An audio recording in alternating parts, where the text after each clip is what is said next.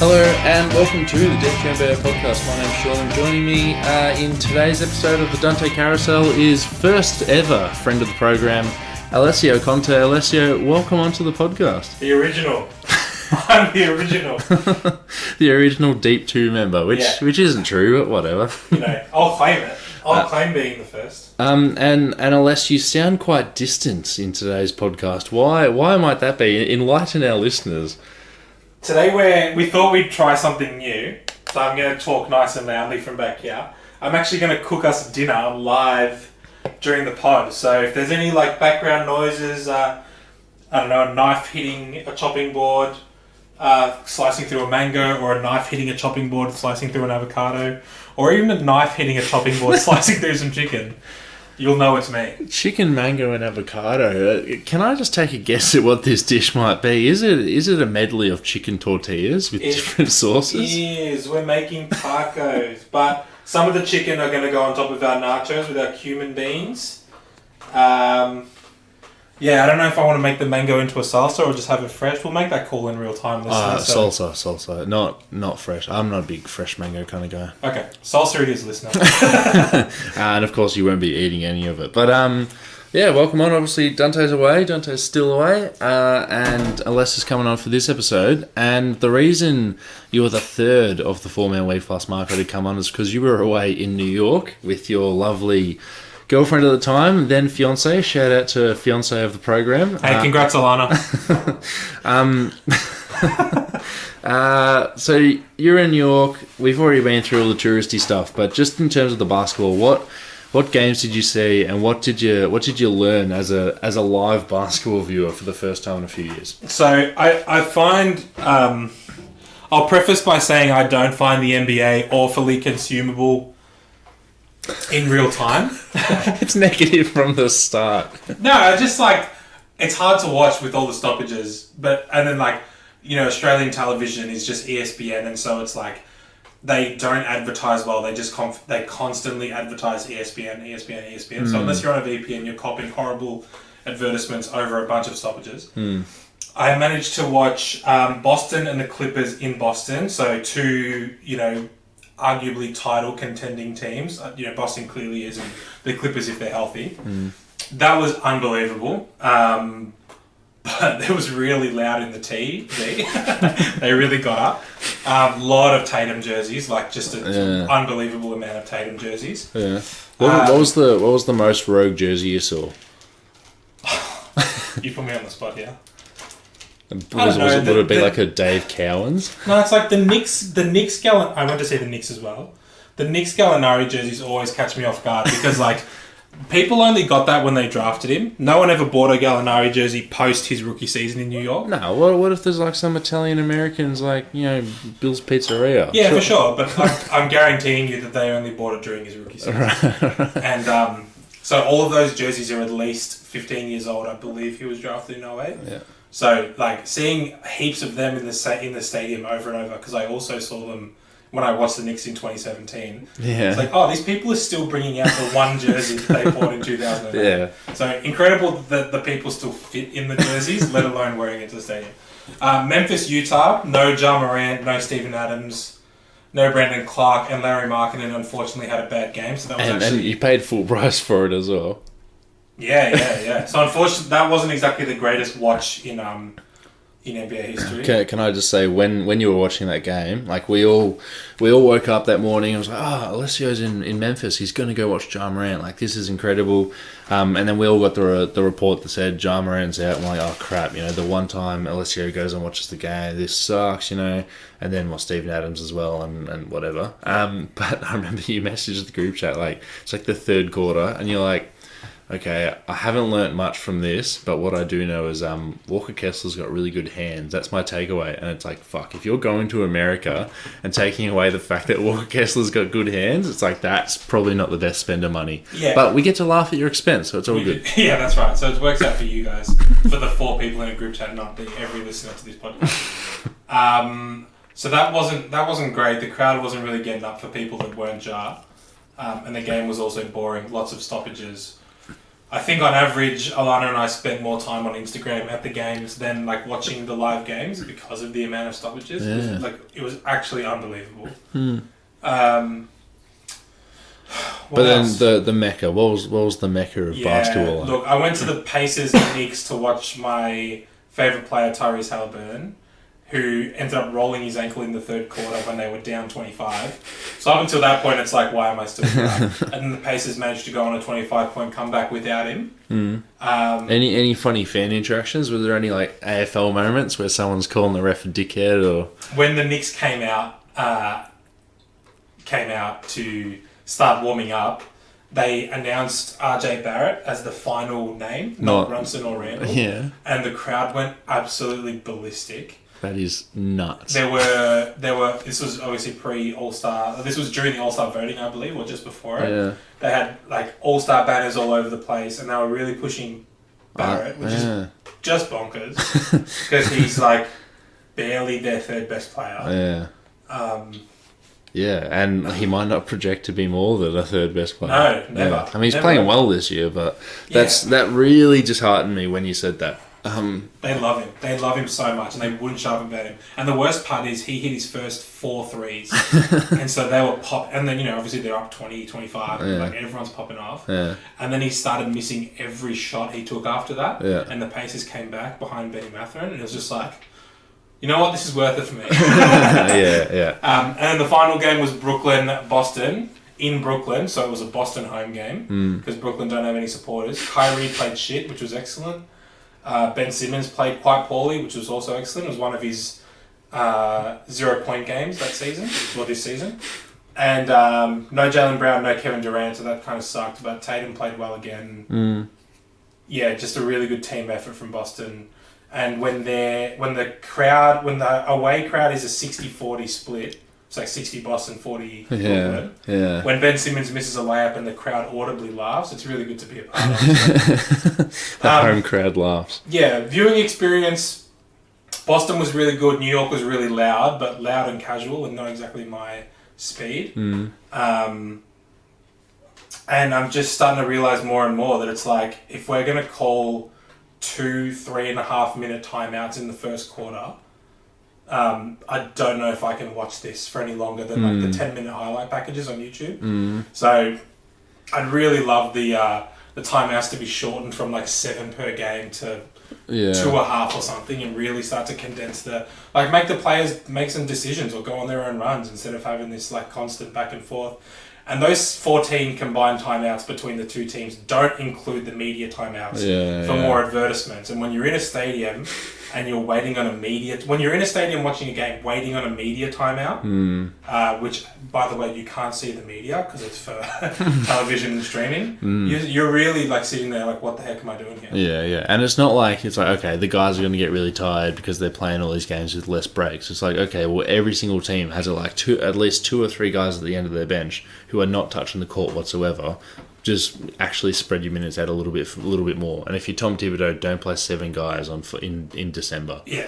Maybe play 12. Yeah. It'll really start to showcase like how good are all these players at basketball, how good are all these teams at like nursing talent, and how good are these GMs at actually finding people that they want to pay and play. Because, man, it is just so boring when someone goes on a 3-bucket run and then you're waiting another 3 minutes for the guys to hit the floor again. You're Cuts into the momentum. It cuts into the viewing momentum arguably more than it does cut into the other team's actual play. Yeah. All right, well, we'll move on to the next piece of intro news before we start talking about the NBA trade deadline. 2 things. Articles still on the deep2.com. Believe it or not, I'm not deleting them. First one by Matt Parnell talking about Luka's incredible season. And I think it's very interesting to go back and read again, because a lot of it still matters and a lot of it still applies. And Matt finished the article by saying, well, what should the front office do? Should they go out and try and get another star to pair with Luka? And they went out and did the Kyrie Irving trade, which we'll talk about in a second. So just still a really interesting article. Check it out on the deep2.com. I can't believe it's that simple. And then my wish list for the Golden State Warriors this deadline, there are less than 48 hours for us remaining. It is what it is. Nigella Lawson. Less than 48 hours remaining for us to trade one James Wiseman. And fuck, I'd love it. I've been asking for it since Christmas, or maybe even earlier. And another piece of housekeeping. LeBron James, the all-time NBA leading scorer today. He needed 36. He got there in the third quarter and finished with 38 and lost against the Oklahoma City Thunder. But he has passed Kareem Abdul-Jabbar as the best scorer, or the. Can I ask what you think of that, Sean? Of the achievement? What, the achievement itself, or losing during the game? Nah, the achievement. The achievement's incredible, and it's going to look even better 2 years from now when he's played for another 2 years and has just stacked on an extra 3,000 points. The fact that he was already there once you factor in playoff points, I don't know why we're not including playoff points. You should be rewarded for getting to the playoffs and actually doing this shit. But it's incredible. I didn't know. I don't know how I feel about stopping the game, because when Steph Curry broke the 3-point record in New York, I was like, oh, they're stopping the game. Oh, they're walking out. These guys, you've got Ray Allen and Reggie Miller next to him. He's got the jersey that says 2,900 and whatever. I don't know about stopping a basketball game to celebrate this other person's achievement. What are your thoughts on that? I think pausing. I can't remember what Dirk Nowitzki did, but they paused the game for half a second. I think the other team called a timeout. Yeah. He stood in the middle of the floor, waved to everyone. They went into their timeout. They got back into the game. I think that's fine. Yeah. I think a full stoppage is not a speech. Nah, God, no. Yeah. No, go. And Nod go. God, I would argue that doing the speech makes you deserve to lose the game. Yeah, because I watched the speech and I was like, what? If you're Shai Gilgeous-Alexander, or if you're Kenny Hustle, and you're sitting there going, I'm in the heat of the moment. I'm so motivated to win a basketball game right now. And this dude just come out, he's having a speech saying, I love my fans. It's like, well, you mustn't be the most locked into this game. You would think I'm more motivated to win. And then coming out of it, I feel like if you're one of LeBron's teammates, you're like, damn, it's awesome that LeBron got it. That's awesome. But if you're Shai, you're sitting there oh, it's cool LeBron got it, but I'm trying to make the playoffs here, and I'm trying to force Sam Presti's hand into making us a winner. I don't give a fuck about your record right now. I'll tell my grandkids I was there when he did it, but right now I don't really care. And I just it made me feel a little bit weird that the other team has to sit there through it. Obviously they do if you're gonna stop the game. But did you think about the other team at all? I think it gives the other team not unjust, but just unnecessary ammunition. Yeah. And it's God, if that's what you want to play against, then sure. And I'm sure it was an NBA decision and not a Lakers decision, but I can also imagine the Lakers not pushing back. LeBron I think LeBron would have wanted the recognition, because that's what he's been looking for, definitely recently. Yeah. Across his whole career, I don't know what the accolades versus championships debate has been in LeBron's head. I think recently it's been accolades, considering the championships are out of his reach, arguably due to his own doing. I'll probably not argue. I think mostly due to his own doing. So, yeah, I don't know. Don't fire up the other team. Yeah, and they did announce the rules before this game. They did. They leaked the script. Where they said if it's within 6 points with 5 minutes to go, they're not going to pause the game. They're just going to keep playing. Or if it's in overtime, 1 minute to go or something. Yeah, which I thought 6 was a pretty specific number, given that garbage time is calculated as less than 10. But yeah, I mean, yeah, but what would the NBA know about garbage time? They squeeze. I'm going to take it back. Another thing about Memphis. Hey, Utah's coach, whatever your name, I've forgotten your name. Will Hardy. Will Hardy. When you're down 8 with 16 seconds left and the other team has just hit 2 free throws, don't call timeout to advance the ball. Just dribble it out, please. Seriously, spare us. We're all waiting to leave. Yeah, and you went to Gus's Fried Chicken afterwards. I did. I got food poisoning. Yeah, that's right. Yeah, the fiancé of the pod was a little bit unwell. Yeah, well, if you ever want to take it back to the negative Nancy in Memphis, please let us know. Negative things aside, congratulations to LeBron for being the all-time scorer. So you're going to say congratulations on the engagement for a second there, but no congratulations from the deep too? Yeah, no, we didn't post, did we? All right, but now all of the all of the housekeeping aside, let's move on to an actual trade that happened. Deadline, as we said, is less than 48 hours away, and we do have one trade that's happened, and that is the Kyrie Irving trade. You might have heard of it. Brooklyn receives Spencer Dinwiddie, Dorian Finney-Smith, a 2029 first-round pick, unprotected from Dallas, and seconds in 27 and 29. And Dallas receives Kyrie Irving and a Morris twin. How do you want to start this, Celeste? What did you think when you saw the Kyrie Irving trade go through? I think that Dallas didn't have an option, and that they need to keep Luka as happy as possible. If this doesn't work, I think they can coax Luka into not coax, but they can say, we made the trade. The guy just happened to be a nut job. And everyone knew it. Exactly. So the flip side is the guy's a nut job. Yeah, right? yeah. So from Dallas's perspective, I appreciate it.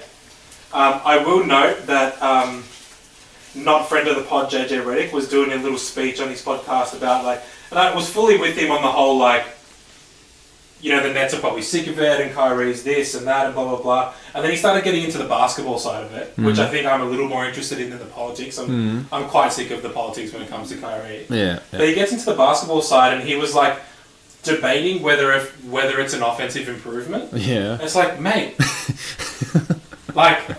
it is unquestionably. Let's not overthink this. Yeah. Kyrie Irving means that the 13... Not only does Kyrie Irving give Luka the option to sit down, but when he sits down, it's not Spencer Dinwiddie and Trey Burke and Tim Hardaway and just this mishmash of all these people they've ran through Dallas in the last 5 years. And then, a friend of the pod, Marco, was saying on the JVG NBA Tribute Show, find that at wherever you listen to your podcasts, he was saying that, Kyrie, across his whole career, has only ever shown a willingness to play next to superstars. So you can automatically assume that Kyrie is going to be able to play next to Luka. And although he's not exactly the most uplifting point guard to play with as a solo ball handler, at least he'll put the ball in the bucket. Everyone's throwing around the fourth quarter scorer. Luka's really bad at it this year, and Kyrie's really good at it. Yeah, that's a nice little addition. Yeah. Does it really matter? I don't know, because they're both going to be sharing the floor anyway. Yeah, but To be a former NBA player and be I don't know if this Kyrie guy is going to improve the Dallas Mavericks offense. It's Spencer Dinwiddie is good, but he might be the most average point guard there is in literally, a nice way. It's can you just relax and just you can not like Kyrie and just say that he's obviously going to improve the offense. And the offensive numbers might not go up. Yeah. But the offensive ability for 48 minutes. Yeah. Is now way more capable. And in the playoffs, when Lucas sits for 5 minutes, Kyrie's going to be on the court at all times. That's right. All right, well, I'll move past the political side for now. On the court, it is getting anyone next to Luka is good. Now, we talked about Matt Parnell's article a little bit before, and Matt Parnell says, look, this is incredible, and he pretty much asked, does Luka need help? Because he is just putting all these shots, he is finding all these shots for teammates, and you can always book him in for 30 points a game. And when it comes down, when Dallas lose, it's not so much that Luka has failed. Luka has found his teammates in every possible way that they want to be found. It's just where they make their shots or they miss their shots. So it's not like Luka's failed here as doing everything he can, because he's getting the shots for the guys. It's just Reggie Bullock who misses. Luka hasn't been the guy to fail. So maybe that means, okay, bring in another star like Kyrie Irving. And I like Kyrie Irving's fit because while he can put his head down and he can dribble and something Rising Stars game against Brandon Knight early in his career, he can do all that stuff, right? It's cool. But he is an off-ball player when he wants to be, and he can play off a superstar. And like Marco said, he has shown a willingness to play off the ball, and he can catch and shoot. Does he have the personality that'll make Luka just sort of chill for a little bit? Yeah, right. Yeah. He's not a commanding guy. I think he's commanding on the floor. I think you can he's given teammates stern looks and just being a bit of an arsehole. But he's not a floor general. Like every other NBA player in world history, or definitely every other superstar at least. I don't think he's a superstar anymore, but whatever. Yeah. Yeah, it's Luka, give me the ball. It's all good. Go sit down. And Luka's going to be a bit more well, you're not Spencer Dinwiddie, so all good. I just wonder if Kyrie can keep the offensive flow while Luka's out. Now, assuming perfect health for everyone, it's not going to matter because you're going to have these two dudes playing all the time. But like Kyrie hasn't really upheld an amazing offense by himself. We saw in the past couple of weeks while Kevin Durant was out, they weren't world beaters. They were just playing fine. And it's like, okay, well, you've got a star / you wouldn't call him a superstar. You've got a star or like a really good all-star on your team. How come you just don't have like a good enough offense to stay afloat? But that just might be who he is. He might just be that level of player. But he's a solo. I think what I meant before when I was saying like maintaining the offense, I didn't mean like a 5-person offense. I mean like he can single-handedly put the ball in the hoop enough times to like not warrant. Okay, yeah. Is that what you need? Is that what Dallas needs? I would assume so. Yeah, because for the other 38 minutes, Luke is carrying a bunch of bums into hitting 50% of the threes that he offers them. Okay. And then he sits down and like no one else can find those looks, and it's like, yeah, we're not looking for those looks. Yeah. Yeah. Bit smoky. Do you think this increases or decreases, like including all the politics? Does this increase or decrease the Dallas Mavericks title odds? Increase, but I don't think by a lot. I'm not sure. Like, I think the West is wide open. That's why I think this is like a good deal, just because it's wide open. Like, Denver needs their injury and they're gone, and they have two injury-prone players, right? And the rest of the teams are really like, let's see what happens.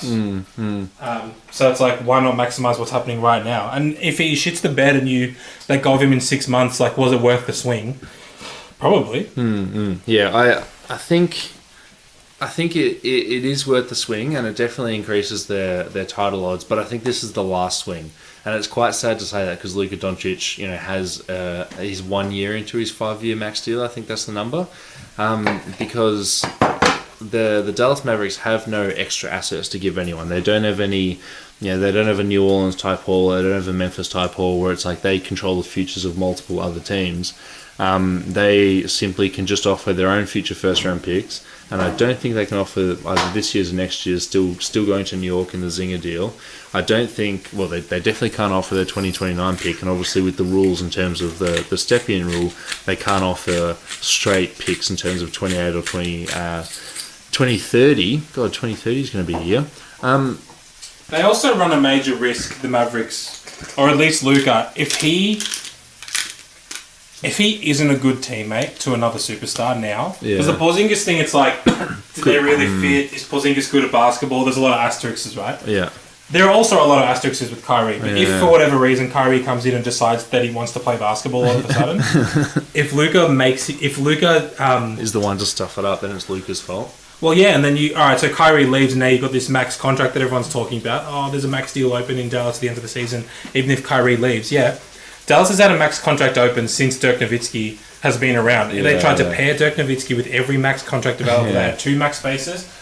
They could never get Dwight Howard. They tried Chandler Parsons. The max has been open in Dallas forever. Yeah. There's no state income tax in Texas, and yet, despite everything, they haven't got Dallas never gets the max player. Yeah. So I'm not so sure that, because we keep going back to this talking point, and they never sign anyone. Not the cap space, and 2 more names to buff up your point. They tried for Al Horford and they tried for Kemba Walker and couldn't do it. But it's like they're not. I don't think they're going to get a star in free agency. So where do they look? They look to the trade market.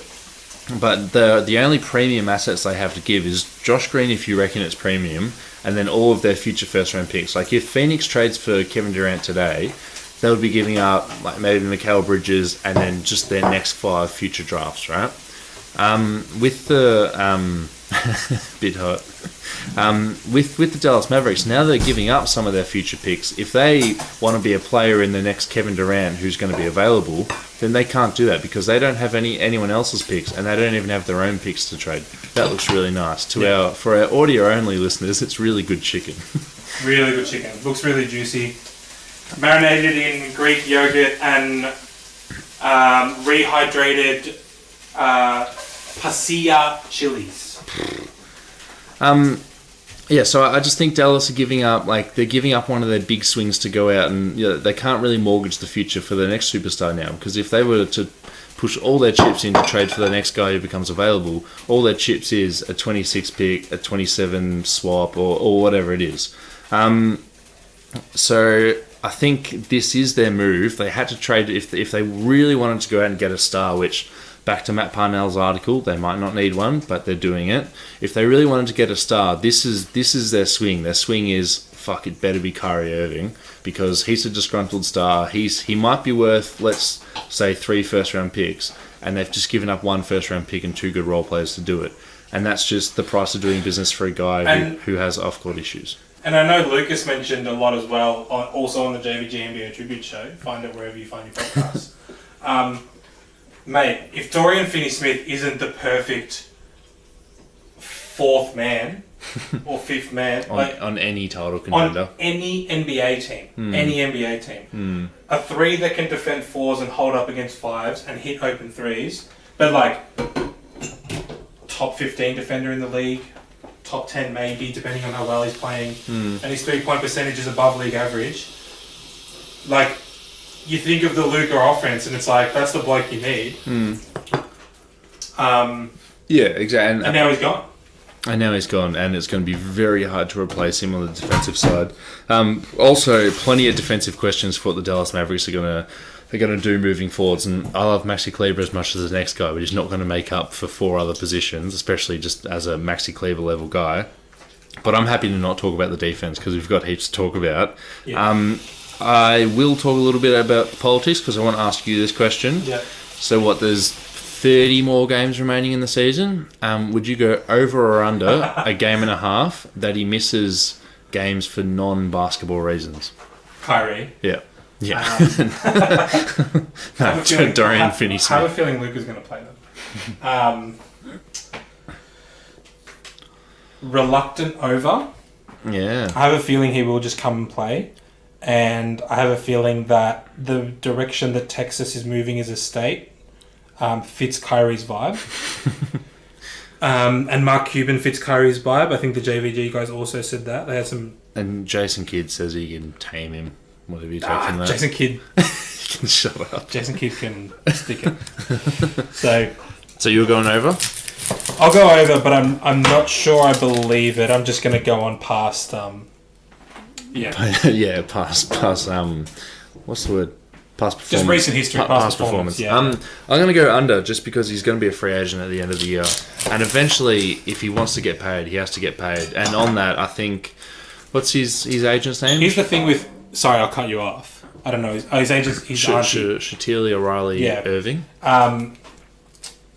I'm not too sure that he cares about his next contract and the value. But that's what he said. Yeah, he does. And alright, he says it, that's fine. But if he's getting restricted as a human and if he's getting shut down by whoever's trying to shut him down by the people behind the scenes and rah, I think he'll walk and some other idiot will pay him. I think the list of teams that would pay him is getting smaller though. I couldn't agree more, but I think we can't discount how stupid NBA GMs are. Yeah. They're NBA GMs, a lot of them are really bad at their job. I would say less than half are, but the number should be 0. The number should be 0, and I think less than half are now, post Stats Boom, post, just the internet basically. Yeah. But there's always an idiot that will pay a guy who can dribble and shoot well. And sell tickets. And sell tickets. Yeah, look, so Shatelia Riley Irving, I hope that's right. She made a good business decision. If the goal is to get a 5-year max contract, I think requesting this trade and going the way she did it, this has made her more likely for her client to get a max contract. Do you agree with that? To go to Dallas. Especially because they didn't offer it in Brooklyn. Do I think it made him more? Yeah, I think they did. Which is sad. We haven't seen him play a minute in Dallas. Sadly, good job. Yeah. All right. Emphasis on sadly. Any final points, or do you want to move on to? There's a couple more dot points here, but we can move on to the news of the week. No, I think I'm good on the Kyrie side. Yeah, I mean, it's Kyrie Irving. I'm excited to see their first game against the Clippers, which is tomorrow. The trade has gone through. They're not still messing around with the ancillary pieces. No, so Brooklyn tried to flip some of the other pieces, but they couldn't. Della said you've got like 24 hours to try and do it, and they couldn't do it. Also, Spencer Dinwiddie at his press conference today, when he came back to Brooklyn, was just like, look, we might not be the best assets in the world, but we're the best looking. I'm not sure that's true. I don't know, Dorian Finney-Smith wears number 10 because he calls himself a 10. He's going to have to change because Ben 10. Anyway, tiny detail. So, but if I'm the Nets, I give DFS the number. And I make Ben change. I do that in a heartbeat. Is anyone taking 25? Look, actually, tiny detail. Let's not talk about it. So, trade deadline is tomorrow. By the time you're listening to this podcast, we're going to try and get this up as fast as possible. But by the time you're listening to it, some of these trades would happen. But here are the rumours, so you can hear our thoughts on what has happened and what might happen. And then, if it does happen, you've already got our thoughts encapsulated in a podcast with the title of Trade Deadline anyway. First piece of news coming from Jake Fisher of Yahoo Sports.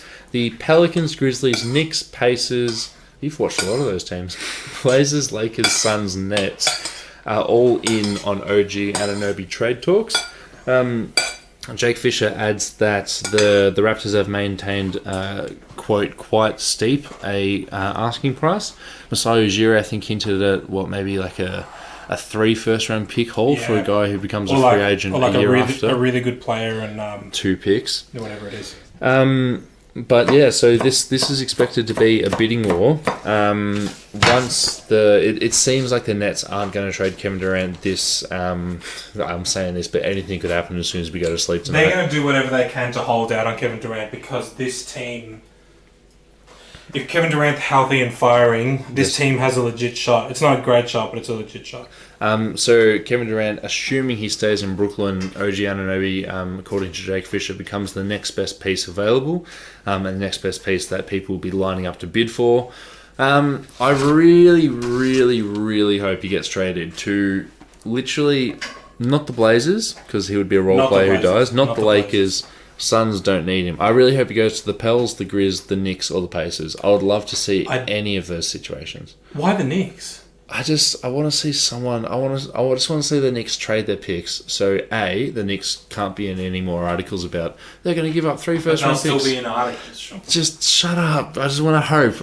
It's the hope that gets you. You can't push against the Knicks media machine. All you can do is hope for the worst for them. And OG Anunoby wouldn't be the worst. OG Anunoby, it would be a great fit. They would have like every single small forward, power forward in the league. Yeah, look, but it's Grizzly Pels for me. Yeah, that'll be the most fun. I mean, I hope the Grizz can find a way to. Because how are the Nets going to get him? Like, what's that? Well, it would have been Spencer Dinwiddie because apparently the Raptors were interested in Spencer Dinwiddie. Well, I think that's bullshit from Ujiri. They also have one of those Philly picks that they got in the Ben Simmons deal. So it would be one of the Philly picks. That Dallas pick they just got 2029, and then maybe a future Brooklyn, which I wonder what they can trade into the future. Can I have a little nibble on that? Of course you can. This is ASMR. Chicken. Oh, man. Poor. That's pretty spicy. Juicy as well. Juicy. So yeah, I'm really scared that we're not going to see an OG trade. I really want to, but I just don't think we will because the price has always been so high. And I think Masai Ujiri is justified in keeping the price so high because as soon as he says it's available, which he kind of has this deadline, the price just skyrockets. Every single team lines up because he can fit on all 30 teams. Well, if you think Dorian Finney-Smith is the best fit in the NBA, then OG Anunoby is just a better Dorian Finney-Smith, right? Yeah. I would absolutely. I'm now like a vehement Grizzlies hater post my trip to Memphis. I will note to the listener that the game after I watched the Grizzlies, Morant had the highlight reel dunk on Jakob Poeltl, and then the game after that, he had another dunk on another player who I can't remember. So resting his ankle the game that I was there is bullshit because clearly he was healthy. Can you also mention who you saw at Gus's Fried Chicken in Memphis? I saw 3 San Antonio Spurs players: Josh Richardson, Gorgie Jang, and Keldon Johnson, and they were all very tall. Yeah, nice. And Keldon Johnson was a little sweetheart. Nice to get a reminder that Gorgie Jang's still in the league. Why was Keldon the sweetheart? He was just really nice to the worker. Oh, that's nice. Yeah, it was really sweet. Yeah, nice. Well, while you don't like Ja Morant now, you probably like Keldon Johnson more. I do.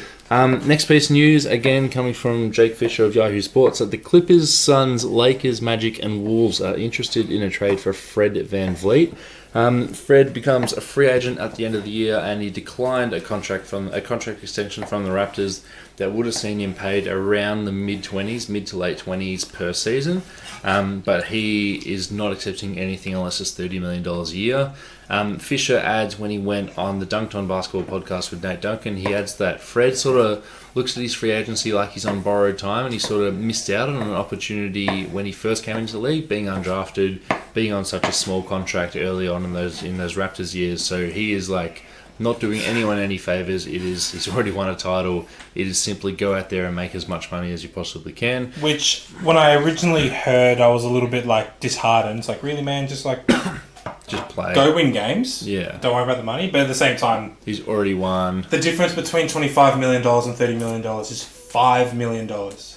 So when you think of it between 25 and 30, it doesn't seem like a lot. And then when you think of it in the scheme of just like 5 by itself, $5 million is more than I'll make in how many years, right? Yeah. So I get it. Also the fact that he didn't have a traditional rookie deal, so he couldn't just like easily grab $10 million as a rookie or $20 million. So what are your thoughts on all these teams? I think he's going to be a free agent at the end of the year, and the Orlando Magic would be probably lining up immediately to pay him. Yeah, I don't know why the Raptors are just sort of letting it happen, but like we don't really know how it's going to pan out. I don't think Ujiri's going to give him the money he wants, so he probably will walk. Why not? Like, because what else do you do? Or is this going to be a tank where you build around Scotty Barnes? It has to be, right? Not trade Barnes for Durant. Yeah. Now we don't know if that was legit, but to not even like float it, or at least I didn't think of it as super like in the ether, apart from just people talking about it. I'm not banking on VanVleet. I'm banking on the 6'9", or the 6'9" wings I've got. The Wolves strike me as like why. Well, just to get better. Like I don't know why. How many maxes are they going to pay?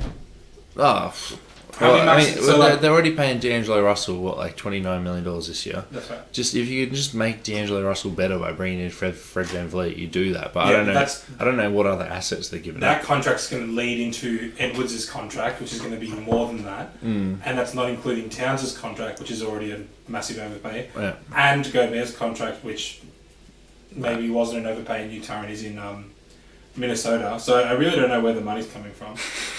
I don't hate the Magic move.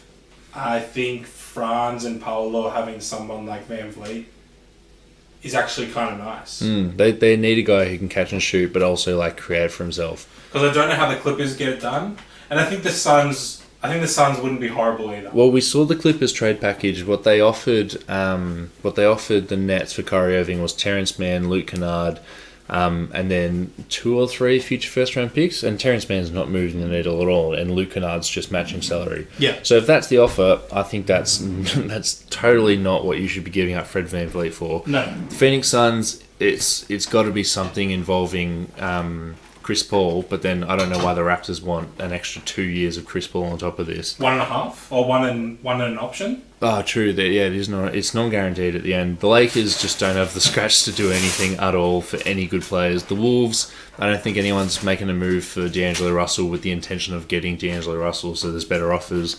Then the Magic, like the Magic can give up like real pieces. Like they could probably give Jalen Suggs and Markelle Fultz and just be like, have a look at both of them and give us the good player who could just leave us in free agency. But the Magic have a max cap space this offseason and could just offer it to Fred VanVleet in free agency. So I don't think the Magic are mad. They're not in a rush. They're not in a rush, and it seems a little bit weird that they are in a bit of a rush because they're in the Wemby sweepstakes at the moment. Yeah. You're not going to get... I think if you're Orlando, you can assume you're not going to sign him outright. Why not? Why not? Because what if you offer the most Well, if money? you're the only one that has... Yeah, you know what? I take it back. And maybe you just play that game, or maybe... you just play the money game, you throw it at him, and then if you win the Wemby Sweepstakes, you're coming out as... Or do you just trade him Markel Fultz and a couple of picks? That's what I was going to say. But like, why don't you just... You're not going to win the Sweepstakes. Sorry, you're not going to win... You're not the club that anyone wants to go to. Yeah. Right? And so it's like, all right, we'll just trade for it. It's like the Carmelo to New York thing, which was ridiculous because he was going to go there anyway. Yeah. So the fact they traded for him It's like stupid. the opposite version. That's right. Yeah. Yeah, correct. It's the opposite version. It's like, just trade for him so that you can then pay him. Yeah. And then just keep losing games. Yeah. Next piece of news, which if Dante was here, he would say, Sean, don't fucking say it, but I'm going to say it. The Sacramento Kings have acquired Kessler, Edwards, and Cash from the Brooklyn Nets. They probably gave back a top 55 protected second round pick. That news coming from Shams Charania of The Athletic and resident Kings fan, Alessio Conte. What are your thoughts on this new player who's joined your organisation, Kessler Edwards? No comment.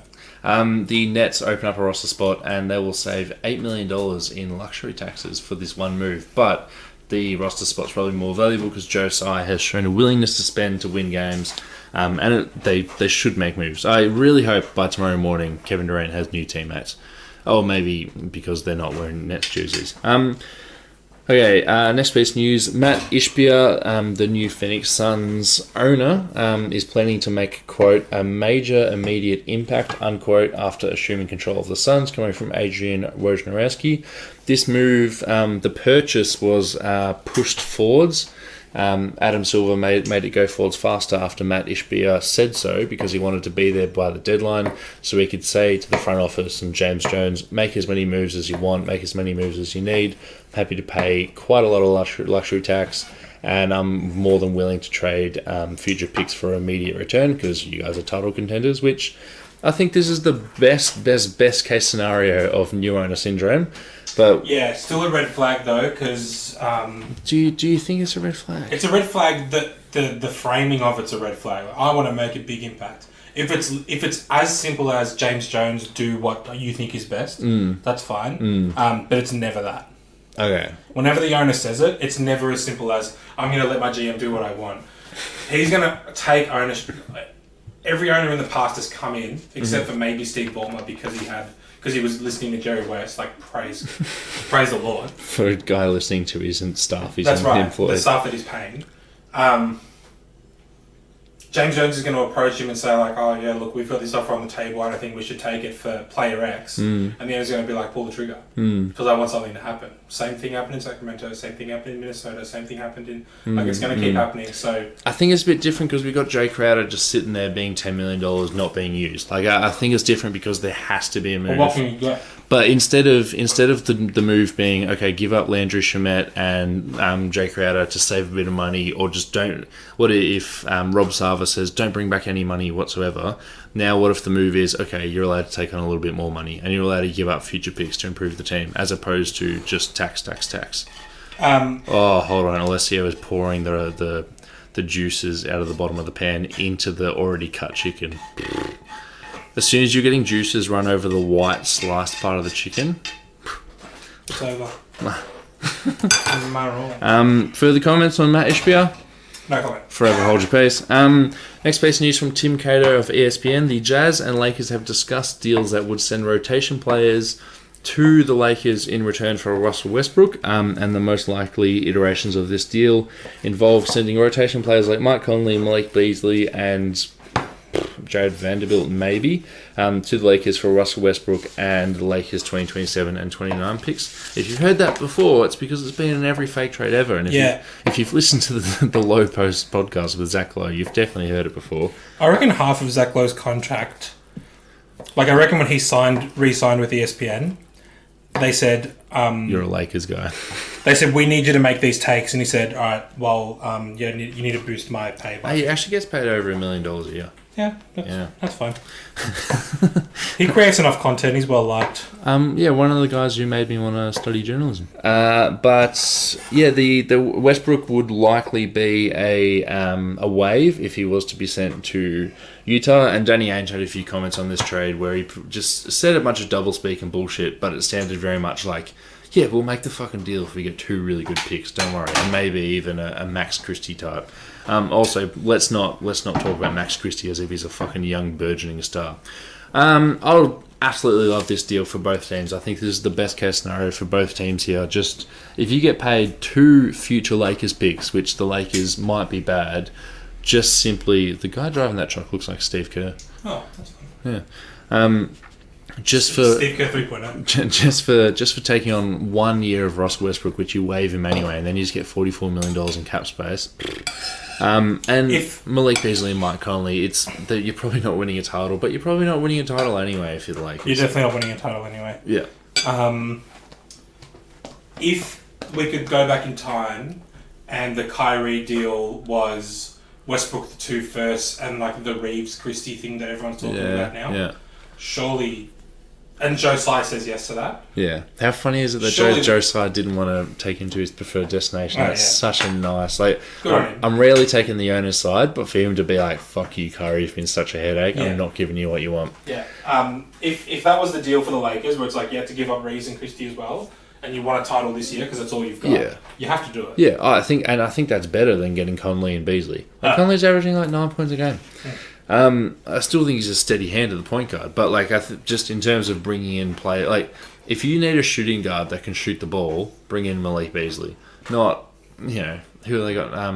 Who's the old Spurs guy? Josh Richardson. Nah, who's in LA? Oh, his name Lonnie Walker 4. Lonald. Final piece of news, which is another one. Which if Dante was here, can't believe he's gone.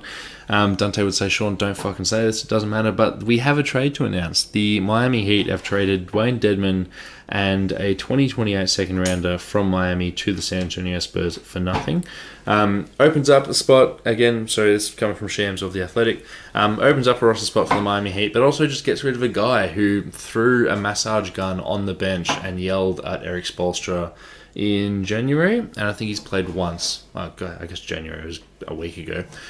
He's played once in whatever, it was like 20 days or something after he had a fight with Eric Spoelstra. Yeah, and also like he's negligible. It doesn't matter. Yeah, he never used to be. He used to be a good backup center, but now he's like on the wrong side of 35. Yeah, really older than 35. I'm gonna take a guess, and I'm gonna Google it. So you just keep making ASMR over there. I'm now cutting the limes to just squeeze over the top of the tacos. The coriander's cut. 33 years old. Mangoes. Oh, there you go. Yeah, Jam. He's young. Spring chicken. Speaking of chicken. Yeah. I made chicken tacos tonight. True. Well, that's a better time to. That's a better time. No better time to close up a podcast. 47 minutes. We said we'll do it in 50. Efficiency. Dinner was made during the podcast. I don't have to stress about doing it afterwards. Aless, thank you so much for coming on the Deep to NBA podcast for the trade deadline special. I'll speak to you next time. Thanks for having me, Sean. What are you going to say, Charles?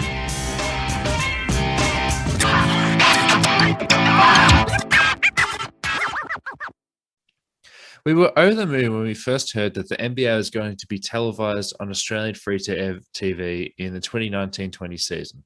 It didn't exactly go swimmingly with the nasty cough halting the season and games getting cancelled left, right and centre, but it was a huge step and an exciting one for basketball fans all across the country. Better yet, it wasn't a commercial channel cashing in on some basketball nerds like us. It was SBS, one of our public broadcasters. Unfortunately, the NBA wasn't the only thing SBS was pushing last season. They also ran advertisements from Sportsbet, Ladbrokes, Bet365, BetEasy, and Neds, some of the biggest sports betting companies in Australia. In a one-step forwards, two steps backwards move, SBS has dropped the ball here. As a public broadcaster, SBS plays a key role in providing relevant, culturally appropriate health information to local communities. The last thing SBS should be doing is offering a platform for gambling companies during the most financially unstable time in recent memory. This past year, men aged 18 to 24 made up 79% of new gambling account holders, with increased median spending and frequency of bets. This is the last thing we should be spending our money on given the financial uncertainty that comes with the pandemic. During COVID lockdowns, wagering companies spent more money on advertising and incentives to gamble, and it worked. SBS needs to hear from viewers that gambling ad revenue isn't worth the harm it causes. Call on the SBS chair, George Savitas, to put community health ahead of gambling revenue by signing the petition at www.endgamblingads.org.au/get gambling off SBS with hyphens in between.